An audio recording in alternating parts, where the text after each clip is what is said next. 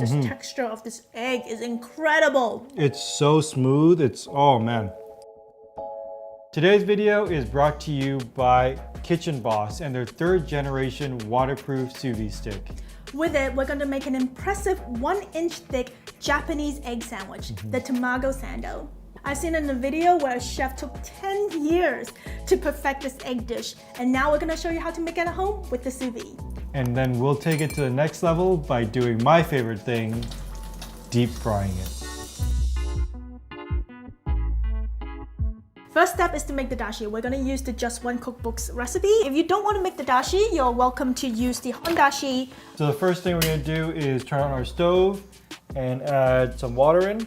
And we have a piece of kombu. Give it a little snip just to release the flavor.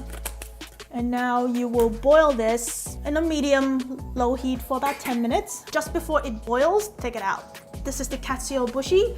It is the shaved bonito flakes. Once it comes back up to a boil, which is going to be pretty quick, we're going to turn down the heat to a low simmer and let it go for about 30 seconds. Are you counting? 30 seconds? Now I lost track. Once the 30 seconds is up, turn the heat off and let all the katsu bushi sink to the bottom, and that takes about 10 minutes. All the bonito flakes have sunk to the bottom, and now we can strain it. It smells really good. Yeah. Now we're gonna set this aside to cool. With any protein, temperature is the key factor. And with eggs, that's extra finicky. So with a sous vide, that takes all the guesswork out. We've got to play with the Kitchenboss 3rd generation sous vide stick for the last little while, and the first thing that I noticed was that it feels nice in your hands. It's quite hefty, and it's made of all stainless steel parts. But the thing that surprised me the most is at this price point, it's actually waterproof. And it's relatively quiet. Yeah. Well, let's get this started. Let's set this up. So let's put this clamp on, slip this in, and tighten this. And that's pretty much all there is to it. We're gonna set the temperature. For us today, we're gonna use 175 for these eggs. We're gonna power it on, and it's ready to go.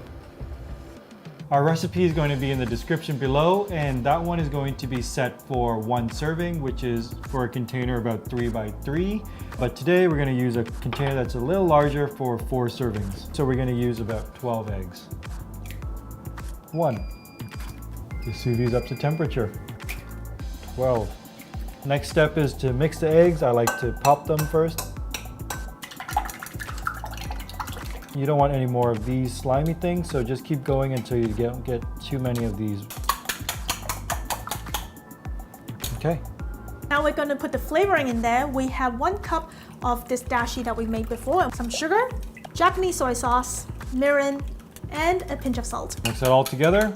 The next step is to strain this into your container. We're using a plastic container because we found that it's easier to pull out the eggs than compared to glass. And make sure that this is heat-proof and leak-proof.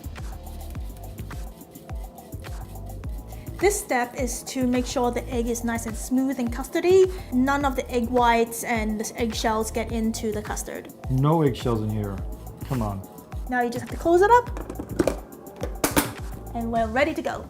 We have our eggs in the sous vide. You'll notice that we tried to keep the eggs above the waterline. We put a grate on the bottom, and we put some plates and a knife block on top just to weigh it down. It's going to want to float, so just make sure it stays down under the water. Make sure that when you put it in, the eggs are nice and flat and level. You don't want some weird topsy-turvy egg. And we're going to sous vide this for 1 hour at 175 degrees Fahrenheit.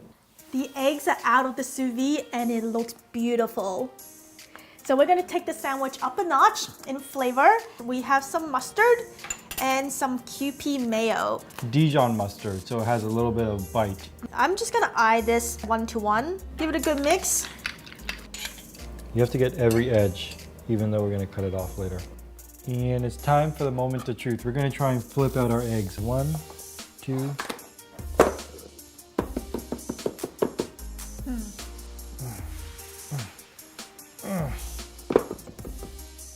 It's coming. Oh, Kevin, no, this is a bad idea.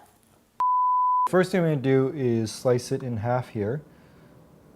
So we're going to run our knife around the edge here just to separate it. Moment of truth. Okay, so the edges are separated out. This is why we said the plastic box, because it gives you a little more flexibility.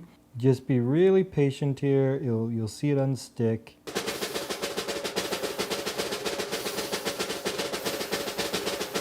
I think this is the most difficult part of the recipe.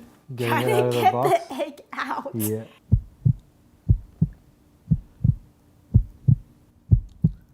Beautiful, Kevin, beautiful. Okay. Put it straight on the bread here. We do the most fun part, which is slicing off all the crust like we are children. Here we go. Yes, Yes! yes. Beautiful. Look at that. Success. So now that we made it this far, I think it's time to take it to the next level. We are going to make it a Tamago Katsu sandwich now. We're going to crust it in panko crumbs, then deep fry it. All right, let's do it. Here we go. So we're going to place our bread on here. We're going to slice the egg so it's the same size. Slice it off. And we're going to slice this off. We are going to just set our bread aside. We're going to get our egg. We're going to put in the flour first. Make sure you get flour on all the sides. The next step is to go into the egg. Since it's so difficult to move, we're going to just spoon some more egg on top. Just get it nice and saturated. And finally, we're going to put into our panko. Get it on there nice and thick. We're now going to put in the fryer. The oil has been heating to 375 degrees Fahrenheit, and we're just going to put it in until it's golden brown. If you want to make this dish and all the other dishes on our channel, get yourself a Kitchenboss Sous Vide. The generous people over at Kitchenboss are offering you a 20% discount, so check out our description below for the unique link. Look how thick it is. Man. This Look is at that jiggle. amazing. Oh, it's too thick. I need to squish it. Wow. That dashi really comes through. This texture of this egg is incredible. It's so smooth. It's, oh man. It's like eating a custard. It's so good in here. I really like this. You know, funny enough, we tested this whole recipe out and like wrote down all the instructions, and then we went online and found out that Shake Shack and Dominique and Sal did the same recipe. Great minds think alike. This is hefty too. Oh yeah. The fried one's a winner for me. I love the textures. You know, the bread is soft, the egg is soft, so that crust just gives it a little crunch. It's perfect. I think this makes for the perfect brunch. Like, it's pretty impressive. It's just taking something so simple and elevating it. So I want to thank the people over at Kitchenboss for making this video possible.